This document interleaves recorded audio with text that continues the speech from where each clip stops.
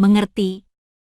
Hao Ren telah bertemu dengan Grandmaster itu, tetapi dia menahan diri membicarakannya takut hal itu akan mengganggu kesembuhan Su Han. Itu saja, Su Han melihat ke arahnya dan berkata dengan dingin. Baik. Hao Ren berdiri malu, merasakan sikap dinginnya. Dia berjalan keluar kamar dan melihat tetua Xing Yue sedang merebus herba di halaman. Dia mengucapkan selamat tinggal dan berjalan keluar dari istana kecil itu. Bagaimana kakak Su? Melihat Hao Ren berjalan keluar, Zhao Yanzi bertanya dengan cemas. Tidak terlalu serius, tetapi dia harus tinggal di istana naga untuk memulihkan diri, jawab Hao Ren, merasa seperti seorang dokter yang keluar dari ruang operasi. Oke. Zhao Guang mengangguk. Dia berbalik pada Perdana Menteri Xia dan memberi perintah, rawat Su Han dengan baik. Berikan tetua Xing Yue semua herba dan pil eliksir yang dia perlukan. Ya, Yang Mulia. Perdana Menteri Xia menerima perintah. Mendengar luka Su Han tidak serius, Zhao Yanzi merasa lega. Kemudian dia bertanya pada Hao Ren, ingin tahu apa yang dia katakan kepadamu. Aku tidak akan memberitahumu. Hao Ren meliriknya dan menutup mulutnya. Zhao Yanzi marah akan sikap Hao Ren kepadanya, Tuan Putri dari Istana Naga. Bu, lihat dia perundung besar. Dia mengadu pada Zhao Hongyu. Zhao Hongyu tersenyum kesal. Itu percakapan pribadi antara Su Han dan Hao Ren. Kenapa kau ingin tahu? Aku. Zhao Yanzi tidak bisa menemukan alasan yang baik. Bukan hal yang penting. Su Han hanya menginstruksikan padaku untuk sementara mengambil alih tanggung jawabnya sebagai Inspektur Kota Lautan Timur. Hao Ren memberitahu Zhao Hongyu. Dia bisa mengabaikan permintaan Zhao Yanzi, tetapi dia harus menghargai orang tuanya. Mengabaikan pertengkaran di antara mereka, Zhao Guang berbalik pada Lu Qing. Beruntung, Lautan Timur hanya mengalami kerusakan kecil kali ini. Anda sebaiknya memeriksa korban dari klan naga lainnya, terutama Lautan Barat. Baik, Yang Mulia. Lu Qing menangkupkan tangannya. Zhao Guang berpikir sejenak. Setelah acara hari ini, daratan mungkin dalam keadaan kacau. Untuk amannya, hari ini semua orang menginap di Istana Naga. Tetua Lu, Anda membantu Perdana Menteri Xia memeriksa persediaan barang di Istana Naga. Kami menghabiskan banyak sumber daya untuk penderitaan surgawi tetua Zhao, dan kita perlu mengalokasikan kembali sumber daya yang tersisa. Zhao Guang tampak menyesal ketika dia menyebutkan penderitaan surgawi Zhao Kuo. Untuk membantu Zhao Kuo melewati penderitaan surgawi, klan Naga Laut Timur telah menghabiskan sepertiga dari sumber dayanya, tetapi Zhao Kuo masih gagal. Yah, kapan paman ketiga akan kembali? Zhao Yanzi bertanya pada Zhao Guang. Dia bepergian sambil berkultivasi. Dia akan kembali ketika dia siap, jawab Zhao Guang. Oh, Zhao Yanzi cemberut, tidak puas dengan jawaban ini. Zhao Guang tegas dengannya sementara Zhao Hongyu adalah ibu yang penuh kasih tetapi keras. Hanya Zhao Kuo yang memanjakannya, memuaskan setiap permintaannya. Itulah sebabnya Zhao Yanzi merindukannya dan mengkhawatirkan keselamatannya. Perdana Menteri Xia, bawa Ren dan Zi ke belakang istana untuk beristirahat. Kemudian panggil para tetua inti ke aula besar untuk pertemuan, kata Zhao Guang. Dengan sedikit membungkuk, Perdana Menteri Xia mengantarkan Zhao Yanzi dan Hao Ren ke belakang Istana Naga. Bagian belakang istana, sebenarnya, adalah tempat di mana semua selir Zhao Guang seharusnya tinggal. Namun, karena Zhao Guang sibuk di darat dan hanya memiliki satu istri, Zhao Hongyu, sebagian besar menjadi kamar kosong.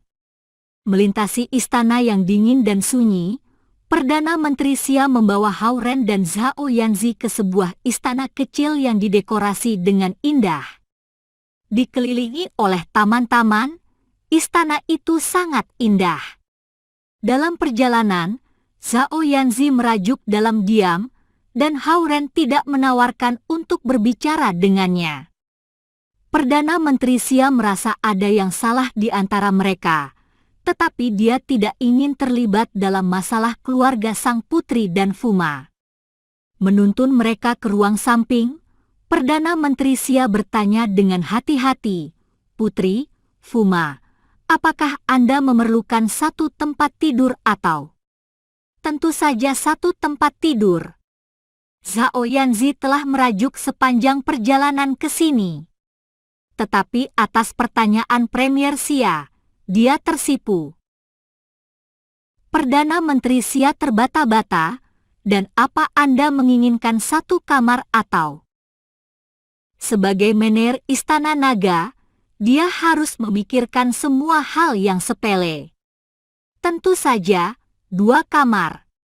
Zhao Yanzi ragu-ragu selama beberapa detik sebelum dia memberikan jawabannya. "Oke. Kalau begitu Putri, tolong tetap di kamar ini untuk beristirahat. Fuma, silakan ikuti aku," kata Perdana Menteri Xia. Hao Ren mengikuti Perdana Menteri Xia keluar dari ruangan. Dia kembali menatap Zhao Yanzi sebelum melangkah keluar. Zhao Yanzi memelototinya, tetapi wajahnya merah padam. Begitu Hao Ren melangkah keluar kamar, Zhao Yanzi berkata, "Kembali." Sambil tersipu, dia melihat pada Perdana Menteri Xia, "Tolong tempatkan dirinya di kamarku tetapi beri jarak yang lebar di antara kedua tempat tidur." Perdana Menteri Xia langsung melaksanakan perintah sang Tuan Putri. Hao Ren tidak bisa menahan senyumnya ketika dia melihat Zhao Yanzi. Dia tahu bahwa dia akan takut tinggal di ruangan sebesar itu sendirian. Selain itu, dia jarang tinggal di Istana Naga, dan kamar-kamarnya sangat jauh satu sama lain. Kamar tidur di istana kecil ini mewah, dan ada 2 tempat tidur. Tempat tidur yang lebih kecil adalah untuk pelayan. Di Istana Naga, peringkat Hao Ren lebih rendah dari Zhao Yanzi, dan dia menawarkan untuk tidur di ranjang yang lebih rendah dan lebih kecil. Kamar-kamar di istana terawat dengan baik meskipun jarang tinggal di sana. Perdana Menteri Xia mendapati kesunyian di antara mereka cukup canggung dan mundur keluar dari istana dengan perlahan. Hao Ren berjalan ke tempat tidur yang lebih kecil dan menemukan itu dibuat dengan kayu gaharu. Itu adalah perabot antik asli, jauh lebih berharga daripada perabot dari dinasti Ming dan Qing. Namun, Zhao Yanzi terbiasa tidur di kasur pegas dan merasa sangat tidak nyaman untuk tidur di tempat tidur gaya kuno. Akan menjadi keajaiban jika dia bisa tertidur di sini. "Fuma, Tuan Putri, makan malam siap." Suara 2 orang gadis terdengar di luar kamar. Hao Ren berjalan ke sana dan membuka pintu. 2 pelayan cantik berdiri di sana dengan nampan di tangan mereka. Di atas nampan ada kotak makan malam dari kayu cendana. "Oke." Hao Ren mengambil nampan itu. Saat melihat mereka masih berdiri di sana, dia melambai pada mereka. "Kalian boleh pergi." Dia berjalan kembali ke kamar dan menyerahkan 1 nampan pada Zhao Yanzi. Zhao Yanzi telah dipanggil dari sekolah oleh Zhao Guang sebelum makan siang dan kemudian dia mengikuti Zhao Guang di sekitar Istana Naga. Dia kelaparan. Sambil mendengus, dia mengambil nampan. Hidangan dan makanan penutupnya adalah masakan tradisional. Terbiasa dengan KFC dan McDonald, Zhao Yanzi menemukan hidangan itu bukan seleranya. Dia mengambil beberapa ular untuk memenuhi perutnya. Namun, Hao Ren menemukan hidangan itu unik. Dia menikmati hidangan yang dia yakin tidak bisa temukan di darat. Sementara dia menghabiskan semua hidangan, Zhao Yanzi yang tidak puas memberinya tatapan sebal. "Beri aku makananmu." Melihat Zhao Yanzi telah berhenti makan, Hao Ren berkata padanya, "Apa kau babi?" Zhao Yanzi langsung menuduhnya. "Aku bukan babi, tetapi ada seekor babi di ruangan ini," kata Hao Ren. Zhao Yanzi cemberut, "Kau menghinaku. Aku tidak cukup berani untuk menghina sang putri." Sambil tersenyum, dia mengeluarkan putih kecil dari ruang tersembunyi. Saat putih kecil mendarat di tanah, ia melihat sekeliling dengan hati-hati. Melihat tidak ada bahaya, ia mulai berputar seperti pemain sirkus. "Sial, aku akan mengirimmu ke sirkus jika kau terus bersikap seperti ini." Hao Ren menyenggol pantatnya dengan jari-jari kakinya sebelum menempatkan kotak makan Zhao Yanzi di lantai. Mencium aroma daging dan sayuran, putih kecil menerkam pada kotak itu dan mulai melahapnya. Saat itu, Zhao Yanzi telah tahu, babi yang dimaksud Hao Ren adalah putih kecil bukan dirinya. Malu, dia memberi Hao Ren pandangan kesal. Seperti babi, putih kecil melahap makanan itu dalam beberapa detik. Makanan dibuang Zhao Yanzi tidak sia-sia. Putih kecil membantunya memakannya. Dengan sedikit makanan di perutnya, putih kecil kembali ceria. Dengan senyum bahagia, Zhao Yanzi menepuk tangannya. "Putih kecil, ke sini." Bagaimanapun, dia adalah seorang gadis dan tidak bisa kesal lama. Selain itu, penampilan imut putih kecil sangat menarik bagi para gadis. Melompat tinggi, putih kecil melompat ke lengannya. Zhao Yanzi tertawa. Memegang cakarnya, dia mulai bermain dengannya, mengabaikan Hao Ren. "Hei, kapan kau akan melanjutkan bimbingan belajarnya?" Zhao Yanzi bertanya pada Hao Ren dengan tiba-tiba. "Apa kau mau aku melanjutkannya?" tanya Hao Ren. Zhao Yanzi mengerutkan bibirnya. "Ada banyak hal yang tidak aku mengerti. Kita akan melanjutkannya besok." "Bagaimana?" kata Hao Ren kepadanya. "Oke." Dia terkejut, Zhao Yanzi mengangguk tanpa ragu. Gadis ini benar-benar jatuh hati dengan belajar. Hao Ren melihatnya terkejut. "Ayo bawa putih kecil jalan-jalan keluar." Zhao Yanzi menurunkan putih kecil dan tiba-tiba menyarankan. Dia bosan tinggal di kamar terus-menerus. Dia telah marah dengan Hao Ren karena dia mengabaikan pertanyaannya. Alasan lain adalah karena Hao Ren sudah lama tidak menghubunginya. Setelah dipikir-pikir lagi, dia rasa dia akan jengkel jika Hao Ren terlalu sering menghubunginya. Putih kecil melompat-lompat kecil dengan gembira di depan mereka tanpa martabat seekor singa. Saat itu belum lama setelah perayaan untuk keberhasilan Zhao Kuo dalam melewati penderitaan surgawi, dan Istana Naga masih memiliki banyak dekorasi di sekitar tempat itu. Setelah mengalami penyesuaian selama beberapa minggu terakhir, Zhao Yanzi tidak sedih lagi. Melihat benda-benda perayaan, dia menjadi bahagia lagi. Putih kecil berlari di depan mereka, ia melihat sekeliling dengan rasa ingin tahu dan akan mencoba menepuk hal-hal yang tidak pernah dilihatnya sebelumnya dengan kakinya. Ketika Istana Naga merayakan hari liburnya, orang-orang akan membangun pasar sementara di sisi timur istana. Para pelayan, keluarga para sesepuh, dan beberapa prajurit yang tidak bertugas akan memainkan peran sebagai pedagang. Orang lain akan menjadi pelanggan pasar sementara ini. Itu semacam hiburan.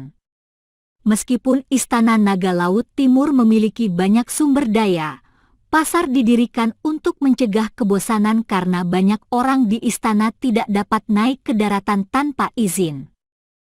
Zhao Yanzi membawa Putih Kecil ke pasar. Karena dia jarang datang ke Istana Naga, banyak orang tidak mengenalnya, berpikir bahwa dia adalah anggota keluarga seorang tetua. Untaian lentera tergantung di dinding-dinding jalan pasar, dan toko-toko kecil serta bilik tampak cukup nyata. Itu seperti pertunjukan cosplay. Zhao Yanzi cukup betah di pasar. Dia pergi ke seorang pria paruh baya mengenakan jaket katun yang robek dan bertanya, "Berapa harga satu tongkat tanghulu satu?" 3 sen satu tusuk. Pria itu menjawab dengan tegas. Meskipun dia mengenakan jaket katun yang robek, otot-ototnya yang keras dan jawaban yang tajam menunjukkan bahwa dia, sebenarnya, adalah penjaga Istana Naga. Penjaga berpangkat rendah ini tidak pernah bertemu Zhao Yanzi, dan itu wajar bahwa penjaga tidak mengenalinya sebagai putri. "Tapi aku tidak punya uang." Zhao Yanzi menatapnya dengan muram. "Yah, kalau begitu, gratis." Penjaga itu melunak pada keluhan imutnya. Dia mengambil sebatang tanghulu dan menyerahkannya kepada Zhao Yanzi. Tujuan, bisnis, mereka adalah untuk hiburan, bukan untuk keuntungan. Orang bisa mengambil barang secara gratis jika mereka menyukainya. "Terima kasih." Zhao Yanzi berkata dengan gembira. "Hehe, tidak masalah." Pria itu tersenyum sebelum berteriak, "Tanghulu." Teriakannya begitu keras dan renyah seolah dia meneriakkan perintah. Tidak menyadari fakta bahwa ia telah melakukan kebaikan pada sang putri, ia mengalihkan pandangannya ke pelanggan berikutnya, seorang anak berusia sekitar 8 tahun. Lentera merah berjajar di kedua sisi jalan dan toko-toko dan bilik-bilik penuh dengan kerumunan ramai. Melawan malam yang gelap, lentera yang cerah dan keramaian yang hidup memberi Hao Ren ilusi bahwa ia berada di pasar kuno di festival lentera. Dia memikirkan kegiatan liburan di darat dan menemukan bahwa tidak ada yang tradisional di dalamnya. Menggigit tanghulu, Zhao Yanzi berjalan dengan gembira. Putih Kecil menatapnya dengan mata serakah, melingkari pergelangan kakinya. "Haha, aku akan memberimu satu." Dalam suasana hati yang sangat baik, Zhao Yanzi memetik sepotong manisan dari tongkat dan melemparkannya ke Putih Kecil. Putih Kecil melompat dan menangkapnya di mulutnya. Itu mendarat di tanah, mengibas-ngibaskan ekornya dan tampak lebih senang daripada memakan pil pengisian esensi. Selain makanan, gerai-gerai menjual kerajinan tangan yang dibuat secara pribadi oleh keluarga para tetua. Setiap bagiannya cantik, dan bahan-bahannya adalah mutiara dan batu giok yang jarang terlihat di daratan. Zhao Yanzi memilih dengan cermat dan meminta-minta 2 set dari penjualnya. Bahkan, jika dia menunjukkan identitasnya, dia bisa mengambil apapun yang dia inginkan. Tapi itu tidak lagi menyenangkan. Hao Ren mengikutinya berkeliling. Kadang-kadang, mereka mencoba beberapa makanan ringan, di antara mereka berjalan ke toko pakaian, restoran, rumah teh, dan pegadaian. Meskipun itu hanya pasar tradisional sementara, rasanya lebih otentik daripada yang disebut jalan budaya di daratan. Zhao Yanzi menarik Hao Ren bersamanya ketika dia dengan senang hati mengunjungi setiap toko. Melihat wajahnya yang bahagia, Hao Ren tahu kesedihannya sudah lama hilang. Boom! Ketika semua orang terbenam dalam suasana yang hidup, seluruh istana naga tiba-tiba bergetar hebat. Musuh! Sang pengawal yang menjual tanghulu berteriak. Semua orang terkejut mendengar teriakannya. Pada saat itu, gelombang kedua getaran dimulai. Istana naga bergetar sangat keras sehingga kios sementara hancur satu demi satu. Barang-barang di dinding kios di sebelah Hao Ren dan Zhao Yanzi jatuh ke tanah. Berdiri tegak menjadi sulit. Hao Ren menarik Zhao Yanzi ke dalam pelukannya untuk melindunginya didorong oleh kerumunan yang panik atau diremukkan oleh benda-benda yang jatuh. Putih kecil! Hao Ren berteriak. Memahami maksud Hao Ren, putih kecil langsung berubah menjadi ukurannya yang besar. Hao Ren menarik Zi ke atas punggung putih kecil dan menepuk pantatnya. Dengan lidah api yang meliputi kakinya, putih kecil terbang naik ke langit. Melayang di udara di atas istana naga, mereka tidak perlu mengkhawatirkan getarannya. Berpegangan erat pada pinggang Hao Ren, Zhao Yanzi ketakutan karena dia tidak pernah melihat adegan seperti itu sebelumnya. Di udara, Hao Ren dapat dengan jelas melihat semua ruangan di istana naga bergetar. Jelas. Seseorang menyerang susunan formasi pertahanan istana. Tim-tim pengawal muncul di alun-alun di tengah istana. Seorang jenderal yang mengenakan baju baja emas melihat seekor siluman binatang melayang di udara. Dia berteriak, "Siapa yang ada di udara?" Dalam istana naga Lautan Timur, kecuali Raja Naga dan Ratu Naga, dan beberapa tetua inti, tidak seorang pun yang bisa terbang di dalam istana naga Lautan Timur. Di punggung putih kecil yang lebar, Zhao Yanzi menunjukkan wajahnya. Sang jenderal yang mengenakan baju baja emas melihatnya dan segera menangkupkan tangannya berkata, "Maaf. Aku tidak tahu itu Anda, Tuan Putri." Di bawah arahan Hao Ren, putih kecil perlahan turun, melayang di udara setengah meter dari tanah. Zhao Yanzi melihat ke arah sang jenderal. Apa yang terjadi? Susunan formasi pertahanan sedang diserang. Kami memeriksanya, sang jenderal menjawab penuh hormat. Dia tidak memberikan kepadanya jawaban yang pasti sebelum menyelidiki. Sebagai sang jenderal pengawal, dia tahu semua yang terjadi di luar istana naga. Serangan itu bisa berasal dari lautan barat, kultivator dari surga kelima, binatang iblis atau seorang master independen yang memiliki dendam dengan istana naga Lautan Timur.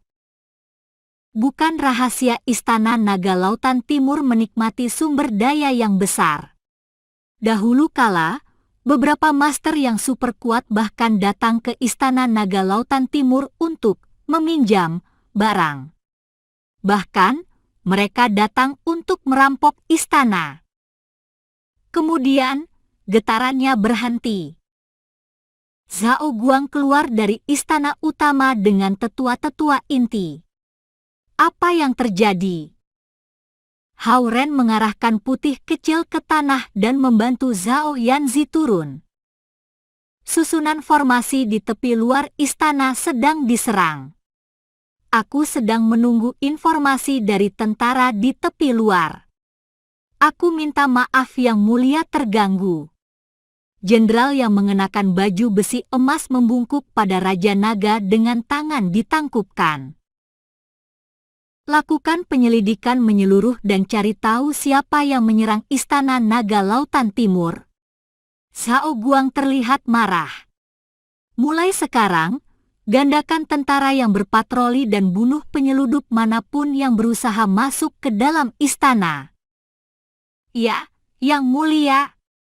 Sang jenderal yang mengenakan baju besi menerima perintah itu dengan suara yang bergema. Zhao Guang melihat pada Hao Ren dan Zhao Yanzi. Kalian berdua kembali ke kamar kalian dan jangan keluar tanpa izin. Jenderal Zhao, tolong pimpin sebuah tim penjaga elit dan tempatkan mereka di Istana Zi. Yang Mulia, Yang Mulia. Jenderal Zhao menerima perintah itu. Di bawah pengawalan Jenderal Zhao, Hao Ren dan Zhao Yanzi kembali ke istana mereka. Dimarahi oleh ayahnya, Zhao Yanzi menjulurkan lidahnya ke arah Hao Ren. Hao Ren tersenyum padanya, tetapi dia khawatir tentang serangan yang Istana Naga Lautan Timur baru saja terima. Istana Naga adalah markas utama Lautan Timur, sehingga serangan terhadapnya sama sekali berbeda dengan pertarungan di tempat lainnya.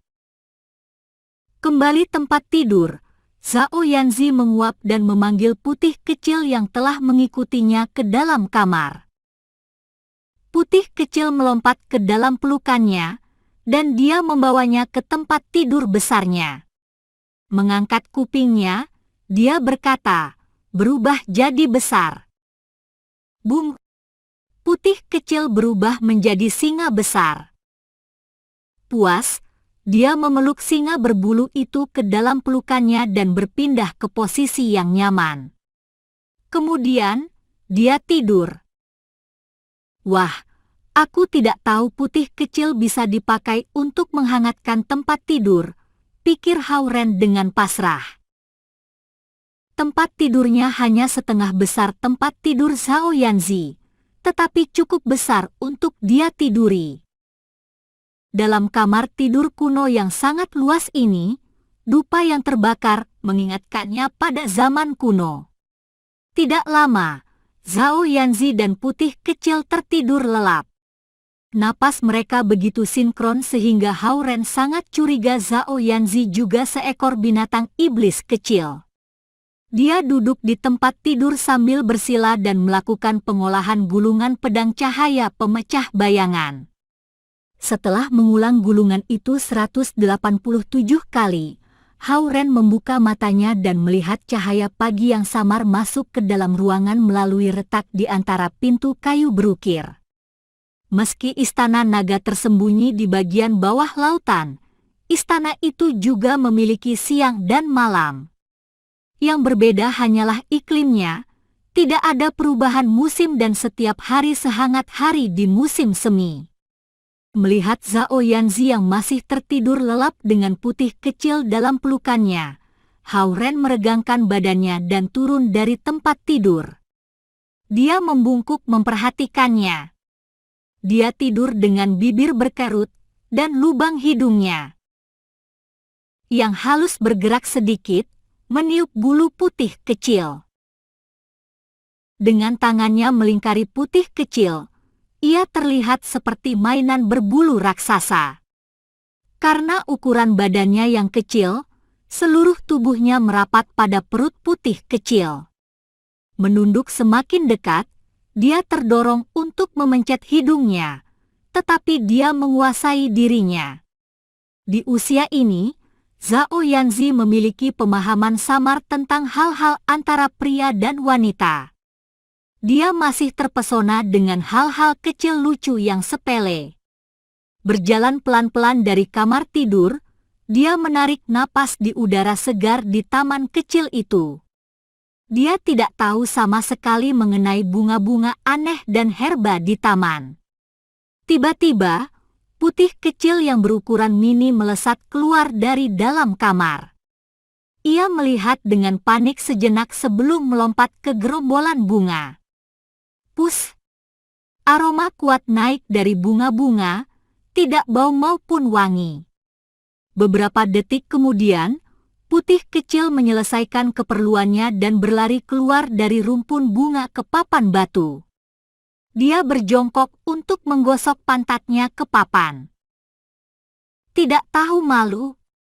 Melihat putih kecil buang air besar di taman, Hao-Ren merasa malu. Pura-pura bodoh, putih kecil melompat ke pelukan Hao-Ren dengan ekspresi menjilat. Sialan, kau baru saja buang air besar, dan kau melompat ke pelukanku. Hao-Ren melemparnya turun ke tanah. Tanpa takut, ia berlari mengelilingi pergelangan kaki Hao-Ren terlihat ceria. Memang kau tak tahu malu? Hao-Ren mendesah dan berjalan keluar dari istana. Di alun-alun di luar istana, Jenderal Zhao sedang melatih satu tim prajurit. Melihat Hao-Ren, dia langsung menangkupkan tangannya. Selamat pagi, Fuma. Selamat pagi, Jenderal Zhao. Hao-Ren berjalan mendekat dan melihat para tentara sedang berlatih. Dia bertanya, apa yang sedang Anda latih? Fuma, ini adalah sekumpulan teknik tinju militer. Tidak punya nama, tapi jika harus menamainya, Anda dapat memanggilnya teknik tinju dasar, Jenderal Zhao menjawab. Hao-Ren mengangguk, menemukan gerakan-gerakannya tajam dan tangguh. Dia berpikir sesaat dan berkata, Jenderal Zhao, dapatkan aku mempelajarinya. Jenderal Zhao terkejut. Dengan status Anda yang tinggi, aku pikir set teknik ini sedikit kasar. Tidak, aku pikir mereka sangat efektif. Dengan situasi genting saat ini, aku harus ikut ambil bagian, kata Hao-Ren. Jenderal Zhao kembali melihatnya dengan terkejut. Setelah ragu-ragu sesaat, dia berkata, baik, aku akan menunjukkan gerakan-gerakannya. Dia membuat posisi kuda-kuda di depan barisan tentara. Pukulan kuda-kuda. Hao-Ren melepaskan jaketnya dan meniru gerakannya. Dia pelari jarak jauh saat berada di sekolah menengah, dan gerakan kuda-kuda adalah bagian dari latihan dasar. Itulah mengapa dia memiliki kekuatan besar di kakinya. Kalau tidak, dia tidak akan bisa menangkap Zhao Yanzi saat dia jatuh dari langit. Berangsur-angsur, para prajurit menghentikan latihan mereka dan menyaksikan sang jenderal dan sang Fuma. Sebagai pemimpin pengawal istana, Jenderal Zhao tidak lemah dengan teknik dasarnya. Setiap tendangan dan pukulan tepat sasaran. Hao-Ren meniru setiap gerakan dengan sungguh-sungguh. Putih kecil berjongkok di anak tangga batu di dekat situ dan melihat Hao-Ren dengan mata hitamnya. Kelihatannya bingung. Setelah dia menyelesaikan seluruh set gerakan, Hao-Ren banjir keringat. Namun, Jenderal Zhao yang mengenakan baju besi beratnya tetap bernapas teratur seperti sebelumnya. Kultivasi dapat memperbaiki kekuatan fisiknya, tetapi tidak bisa memberinya kegigihan. Zhao Kuo adalah jenis orang yang bisa melakukan pengolahan esensi dan seni bela diri. Tanpa menggunakan kekuatan kultivasinya, dia masih bisa membunuh singa ganas dengan satu pukulan. Suhan lebih memperhatikan kenaikan tingkat. Hao-Ren bertanya-tanya jika dia melatih teknik pedangnya di rumah atau berlari-lari kecil setiap pagi. Aku perlu mengikuti gerakan Anda 3 kali lagi sebelum dapat mengingatnya. Jenderal Zhao, tolong tunjukkan lagi, kata Hao-Ren sambil menghapus keringat dari keningnya. Jenderal Zhao bahkan semakin terkejut. Dia telah berpikir sang Fuma hanya penasaran, tetapi kelihatannya dia serius. Para pengawal berlatih tinju setiap hari, jadi mereka tidak akan lelah jika mereka berlatih 3 kali dalam satu pagi. Dia bertanya-tanya apakah sang Fuma bisa menahan kesulitan itu. Jenderal Zhao, Tolonglah. Melihat Jenderal Zhao tidak bergerak, Hao Ren mendesaknya. Baik. Jenderal Zhao bergerak ke dalam posisi dan menunjukkan teknik itu untuk yang kedua kali. Memerlukan sedikitnya 1 jam untuk menyelesaikan teknik tinju dasar. Dan akan membutuhkan waktu 3 jam untuk melatihnya 3 kali. Hao Ren berjalan keluar istana di saat fajar dan melihat para tentara sudah ada di sana berlatih. Dia tahu mereka pekerja keras. Di akhir kali yang ketiga, Hao Ren merasa dia kelelahan karena dia harus menggunakan kekuatan fisiknya bukannya kekuatan kultivasinya. Para tentara berdiri di sini dan saling berbisik. Jika Sang Fuma berlatih sekali, itu bisa dibilang sebuah pertunjukan, tetapi jika melakukannya 3 kali berarti dia bermaksud melawan musuh bersama mereka, sama seperti Zhao Kuo yang selalu menyerang musuh di depan tentara-tentaranya meski status kerajaannya sebagai adik laki-laki Raja Naga. Terima kasih Jenderal Zhao. Aku akan melatihnya sesering aku bisa. Hao Ren menangkupkan tangannya pada Jenderal Zhao. Kehilangan kata-katanya, Jenderal Zhao menangkupkan tangannya pada Hao Ren. Dia diam-diam berpikir Sang Fuma lemah, tetapi dia mengubah pikirannya saat Hao Ren berlatih teknik itu 3 kali. Dengan musuh di luaran sana bahkan Sang Fuma tidak bisa berdiam diri. Hao Ren membawa putih kecil kembali ke istana. Saat dia menyeberangi taman kecil itu, dia melihat beberapa buah emas menjuntai di antara tanaman. Tetapi dia tidak terlalu memperhatikan mereka, berpikir mereka bagian dari fitur unik dari herba, yang layu di pagi hari dan memperlihatkan buah di dalamnya. Dalam kamar, Zhao Yanzi masih tertidur lelap. Gadis itu memang ahli tidur. Para prajurit menyelesaikan latihan rutin mereka dan mulai berpatroli di istana. Kemarin malam mereka ditempatkan dekat istana di mana Hao Ren dan Zhao Yanzi tinggal untuk melindungi mereka. Beberapa saat kemudian, Lu Qing datang bersama perintah Zhao Guang untuk mengantarkan Zhao Yanzi ke sekolah. Zhao Yanzi menguap tetapi dia tidak berani melanggar perintah ayahnya. Saat mereka kembali ke tepi pantai, Hao Ren melihat sebuah mobil parkir di pinggir jalan kira-kira 10 meter jauhnya. Ting! Begitu telepon seluler Hao Ren menerima signal lagi, telepon itu berbunyi. Telepon itu berasal dari nomor telepon dari provinsi lain. Halo? Hao Ren menjawabnya. Ren, ini nenek. Aku akan pulang ke rumah dari Zhejiang hari ini, suara nenek Hao Ren terdengar dari telepon.